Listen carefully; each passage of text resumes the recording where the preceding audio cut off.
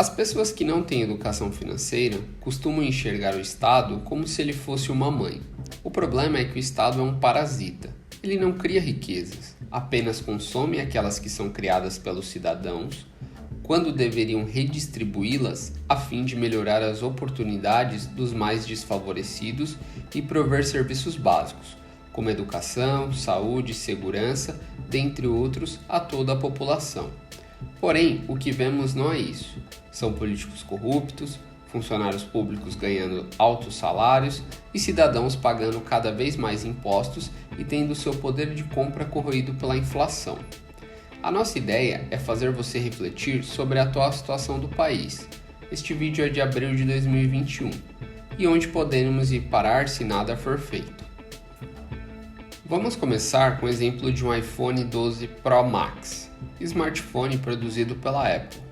Nos Estados Unidos, o aparelho custa a partir de $1.099, porém, aqui o mesmo aparelho custa a partir de R$10.999, ou seja, R$11.000. Para efeitos de comparação, vamos fazer a conversão do produto para reais e adicionar o imposto sobre a importação de eletrônicos, que está ao redor de 40%, segundo informações do IBPT, Instituto Brasileiro de Planejamento Tributário. Após a conversão direta, chegamos ao valor de R$ 6.264,30, levando em consideração $1 de 5,70. Sobre esse valor, nós vamos adicionar os impostos de importação de eletrônicos, e aí chegaremos ao valor de R$ 8.770,02. Na teoria, deveríamos pagar R$ 8.770,02 no aparelho, ao invés dos 11.000, mas por uma série de fatores isso não ocorre. Vamos a alguns deles. As empresas possuem áreas para entender o comportamento dos consumidores, nos mais diversos países em que atuam. No Brasil, é fácil perceber que somos lesados pela classe política, ou seja, se aceitamos pagar 40% de impostos sobre um produto, é claro que a empresa tende a aumentar a sua margem, pois fica claro que isso não irá desincentivar o consumo. Além disso, somos um país pobre, tanto em questões econômicas quanto questões de mentalidade. Aqui, produtos sofisticados, independente do preço, são comprados por parte da população como forma de se sentirem superiores, ou seja, um verdadeiro paraíso para os fabricantes. No Brasil, até o passado é incerto. Nossa insegurança jurídica e de leis trabalhistas é tamanha que faz com que as empresas destinem parte da receita para cobrir custos processuais correntes e/ou futuros. Nosso sistema tributário é um dos mais complexos do mundo, por isso as empresas acabam tendo mais custos com o pessoal para calcular de forma correta os impostos devidos, e esse custo, como em boa parte da indústria, é repassado ao consumidor. Esses dois últimos exemplos fazem referência a uma parte do que é conhecido entre empresários e empreendedores como custo Brasil. Trouxemos uma parte dos motivos do porquê o preço praticado na venda do produto é maior do que apenas a conversão de dólares para reais, mais o acréscimo dos impostos. Agora vamos a outro exemplo, automóveis.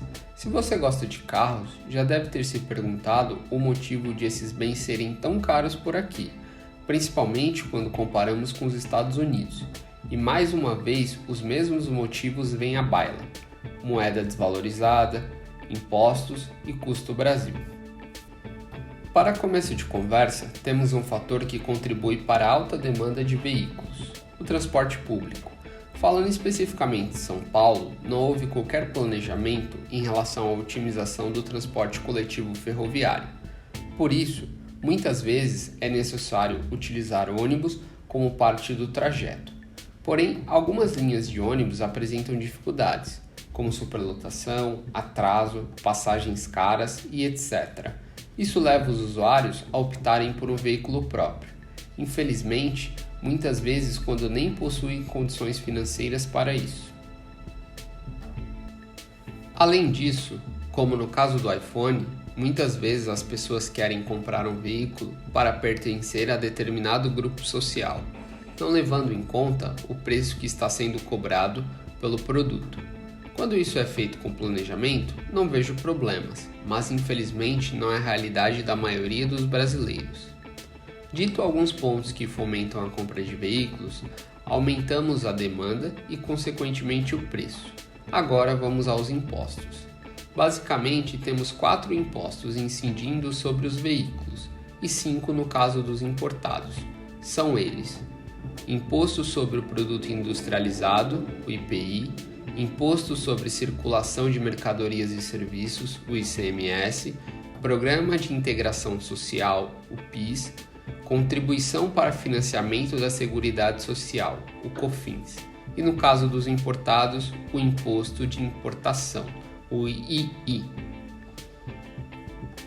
Um estudo feito pela Associação Nacional dos Fabricantes de Veículos Automotores, a ANFAVEA, feito em 2019, demonstra que um veículo saindo da fábrica pode ficar de 33% a 47% mais caro por causa dos impostos, pois em função do nosso complexo sistema tributário, temos imposto sobre imposto sendo cobrados na cadeia produtiva, como na matéria-prima, mão de obra, equipamentos e etc. E isso afeta o preço final. Outro ponto que ajuda a encarecer o preço dos veículos é o transporte rodoviário. Não temos sistemas ferroviários ou marítimos desenvolvidos o suficiente para gerar competição e assim reduzir os custos. Por último, temos os lucros das montadoras, e aqui podemos usar os mesmos exemplos que falamos no caso da Apple. Por último, vamos falar de algo assustador. Um estudo do IBPT, Instituto Brasileiro de Planejamento Tributário, mostrou que em 2020 o brasileiro precisou trabalhar 151 dias na média apenas para pagar imposto.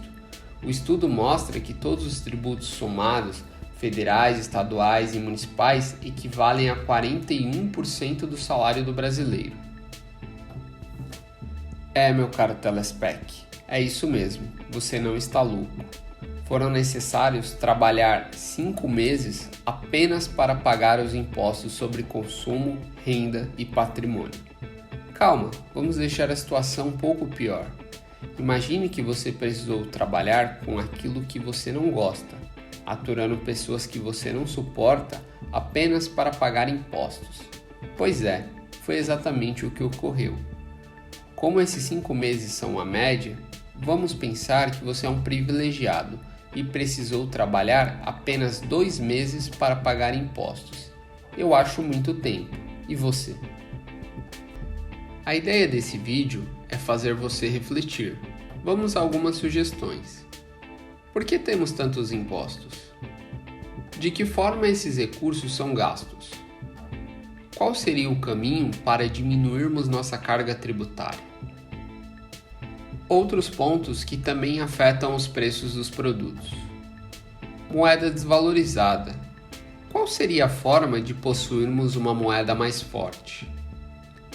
Por que o custo Brasil afeta tanto nossa produção? Por que somos tão dependentes de nossas rodovias? Por que somos tão dependentes de tecnologias estrangeiras? Vide o caso do iPhone e veículos.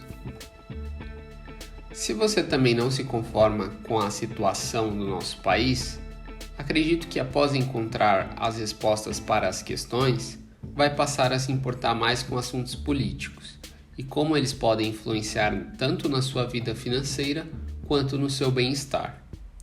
Sabemos que mudanças estruturais levam tempo, mas onde iremos parar se nada for feito? O governo aumentará os impostos? Vai imprimir mais dinheiro para cobrir os gastos e com isso gerar inflação? Algo precisa ser feito para desarmarmos a bomba relógio que está instalada em nossas contas públicas e tanto prejudica o nosso bem-estar. Bom, galera, essa é a nossa última aula do curso de Educação Financeira. Esperamos que vocês tenham gostado. Ainda teremos alguns conteúdos extras, mas acabamos a nossa grade programática por aqui. Esse foi apenas o nosso primeiro curso. Faremos muitos outros de forma totalmente gratuita para vocês. Um abraço e até mais. Gostou do vídeo? Então nos ajude. Se inscreva no nosso canal, curta o vídeo e compartilhe com as pessoas que você gosta. Assim cresceremos e poderemos produzir mais conteúdo de qualidade para vocês. Tem alguma dúvida ou sugestão? Utilize a área de comentários. É isso aí. Valeu!